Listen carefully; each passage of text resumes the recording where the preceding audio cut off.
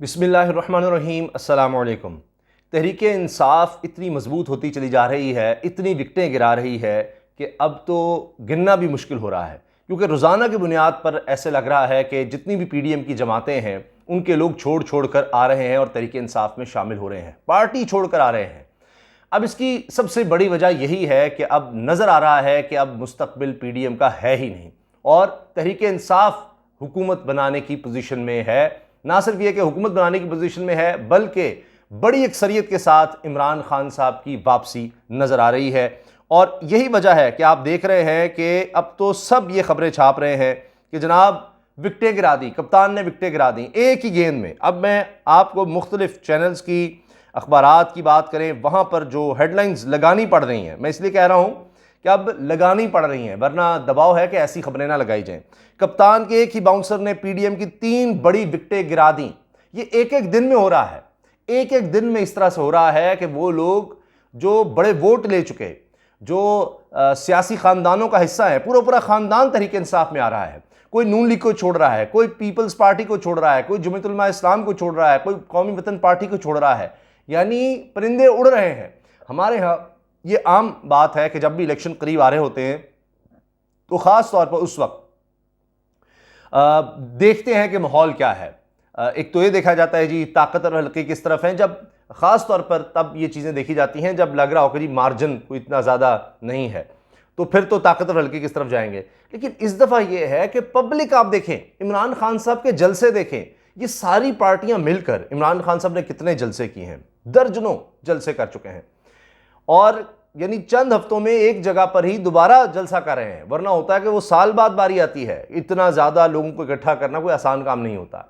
मगर दूसरी तरफ पीडीएम की 16 जमातें मिलकर कोई एक जलसा इस तरह का कर सकती हैं, कोई एक ही, यानी दर्जनों जलसों के मुकाबले में अपने गढ़ में कहीं रख लें, कोई लाहौर में रख लें, कोई कराची में रख लें, कोई पेशावर में रख लें, किसी जगह किसी शहर में रख लें, नहीं जनाब। अब मैं आपको चंद खबरें सुना रहा हूं, उसी से आपको अंदाज़ा हो जाएगा। तस्वीर भी तहरीक इंसाफ की तरफ से शेयर की जा रही हैं। पाकिस्तान तहरीक इंसाफ ने पीडीएम की बड़ी विकटें गिरा दी। अहम रहनुमाओं का पीटीआई में शमूलियत का सिलसिला जारी। ये सिलसिला है जो रुक नहीं रहा और मुसलसल चल रहा है। और जो इस हुकूमत की इस वक्त कारकर्दगी नज़र आ रही है कि 140 रुपये किलो तक आटा पहुँचा दिया। 140 रुपये किलो, आप सोचें तो सही, रोटी की कीमत कहाँ चली जाएगी अगर ये सिलसिला जारी रहा। बिजली की कीमत कहां से कहां इन्होंने पहुंचा दी है। पेट्रोल आप देखें इंटरनेशनल मार्केट में सस्ता हो रहा है और यहां ये महंगा करते चले जा रहे हैं। कोई एक चीज तो हो, बिजली को आप देख लें, गैस को आप देख लें, बहरानों पे बहरान, इनसे कोई चीज नहीं संभल रही, सब झूठे दावे। तो लोग तो अब वैसे ही इनसे मुतनफर होते जा रहे हैं, पार्टी से मुतनफर हो रहे हैं, इनका मुस्तकबिल नहीं। इनको खुद पता है। अब ये जो लंदन में मुलाकातें हो रही हैं कि जी आर्मी चीफ कौन लगाना है, और लोग इस पर बातें कर रहे हैं कि जनाब एक मफरूर मुजरिम शख्स जो है उससे मुशावरत हो गई पाकिस्तान के आर्मी चीफ की। और फिर ये भी मजाक उड़ाया जा रहा है कि जी ये तो कहते थे कि जी उसकी तो दिमाग की शरियाँ नहीं बंद है, खुद रिपोर्ट्स दी हुई हैं तो उनसे ही मशवरा करना है। तो बहरहाल अब लंदन में मशवरे हो रहे हैं कि अब आगे हमने कैसे चलना है, क्योंकि सियासत में, वोट में तो इमरान खान ने हमें ख़त्म कर दिया है। अब तो कहानी नहीं इस तरह से चल सकती, कुछ और सोचा जा रहा है आउट ऑफ द बॉक्स कि अब किया क्या जा सकता है। जिस तरह फजल रहमान साहब ने कहा कि जी कि इमरजेंसी लगाएं कि 1 साल की एक्सटेंशन ले लें पार्लियामेंट, फिलहाल ये तो करें ना। तो इस तरह की चीज़ें अब नज़र आ रही हैं, क्योंकि लोग तो ऐसे जा रहे हैं। मैं आपको सुना देता हूँ, पाकिस्तान मुस्लिम लीग नून के साबिक एमएनए हैं जी, साबिक, ये कोई काउंसलर की कहानी नहीं है, साबिक एमएनए मुस्लिम लीग नून के ये बिहाड़ी से नसीम मेहदी शाह और इनके बेटे सलमान मेहदी शाह ने सेनेटर ओन अब्बास बप्पी, सदर जनूबी पंजाब की मौजूदगी में इमरान खान की क़यादत में पाकिस्तान तहरीक इंसाफ में शमूलियत इख्तियार कर ली। अब तस्वीर भी शेयर की जा रही हैं। फिर चेयरमैन इमरान खान से पाकिस्तान पीपल्स पार्टी के साबिक एमएनए, ये ले जी पीपल्स पार्टी, वो नून लीग की विकेट गिरी है। साथ ही ये एक एक दिन में हो रहा है, एक एक दिन में, कोई हफ्तों की कहानी नहीं, एक एक दिन में ये विकेटें गिर रही हैं। चेयरमैन इमरान खान से पाकिस्तान पीपल्स पार्टी के साबिक एमएनए ख्वाजा कुतुब फरीद कुरेजा और ज़िले जनरल सेक्रेटरी पाकिस्तान पीपल्स पार्टी रहीम यार खान चौधरी जहांजेब ने मुलाकात की। अब ये कहा जाता था जी जनूबी पंजाब में तो कुछ है ना, चले पीपल्स पार्टी का कुछ है, फारिग हो गई वहां से भी, एक जरदारी सब पे कोई भारी नहीं हुआ। अरे जी मैं पंजाब में आकर डेरे डालूंगा, पंजाब में हुकूमत छीननी है। और आपकी पार्टी खत्म हो गई है, हुकूमत आपने क्या छीननी है, आपके अपने लोग ही खत्म हो गए हैं, आप सिर्फ साजिशें कर सकते हैं, आपके पास बचा ही कुछ नहीं। तो हुकूमतें कैसे छीनेंगे, क्या करेंगे, वोट कहाँ से लेने आपने? आपके तो बंदे ही फारिग हो गए सारे, आ जाएं बैठ जाएं लाहौर आकर, पंजाब आकर, उससे क्या फ़र्क पड़ना है? सिंध आपके हाथ से जा रहा है जनाब, जहां जाते हैं। अभी वज़ीर आला गए हैं मुराद अली शाह साहब, कैसे आप देखिए वो वीडियो बनी हुई है और लोग क्या कह रहे हैं, आदमखोर कह रहे हैं जनाब, आदमखोर आ गए और इस तरह की बातें कर रहे हैं, आप देखिए ज़रा।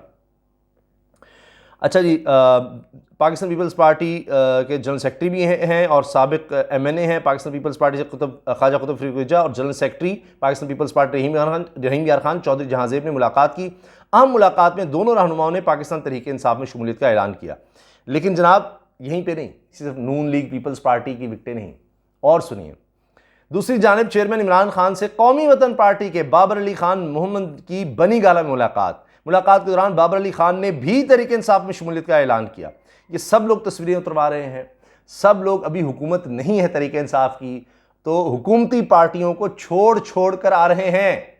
ऐसा सुना आपने कभी? और इतनी बड़ी तादाद में जनाब, छोड़ो सारी पार्टियां, चलो तहरीक इंसाफ की तरफ। इसी तरह से खबर लगी हुई है जी, नून लीग पीपल्स पार्टी के सीनियर रहनुमा PTI में शामिल।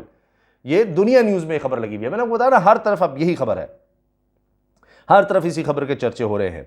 फिर और सुनिए, Malik Hassan and Malik Idrees from PMLN Fateh Jang left PMLN and joined PTI in presence of major Tahir Sadiq.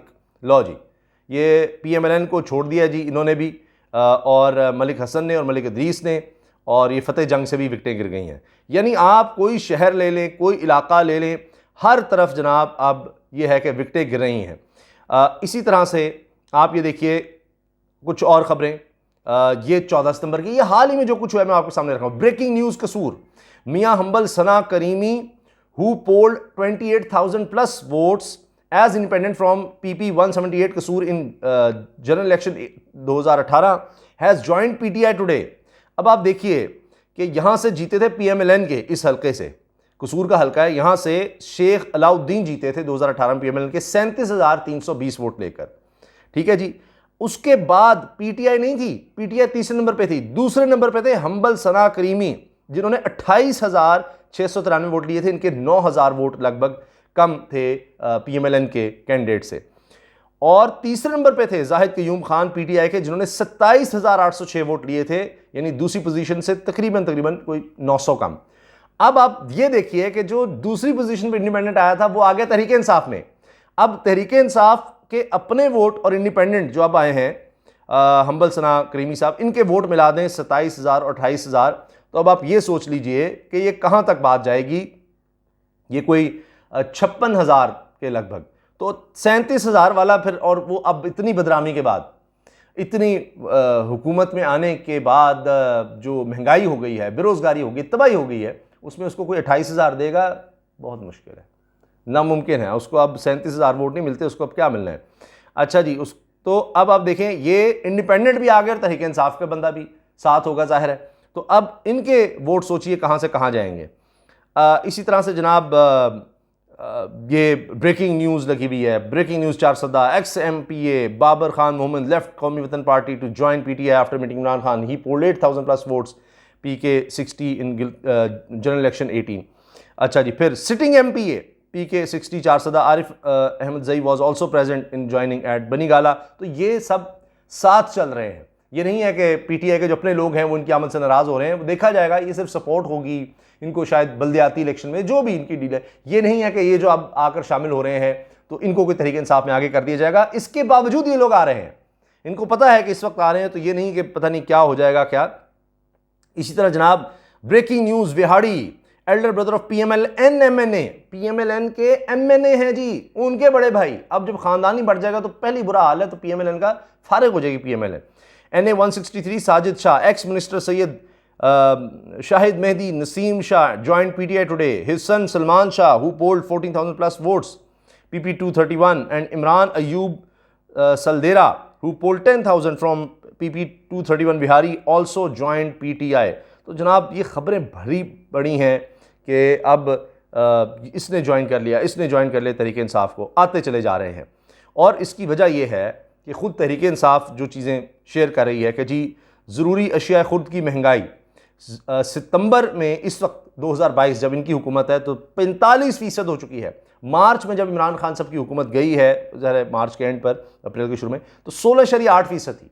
कितने गुना हो चुकी है जनाब, लगभग 3 गुना महंगाई उससे हो चुकी है। अच्छा जी, फिर इसी तरह हर चीज़ की कीमत बताई जा रही है। अब तहरीक इंसाफ जो है ना, इसने महंगाई को ख़ास फोकस कर लिया है कि ताकि इनका भांडा फोड़ा जाए सबका। माशी ग्रोथ थी जी इमरान खान साहब के दौर में 6%, अब PDM के दौर में 2%।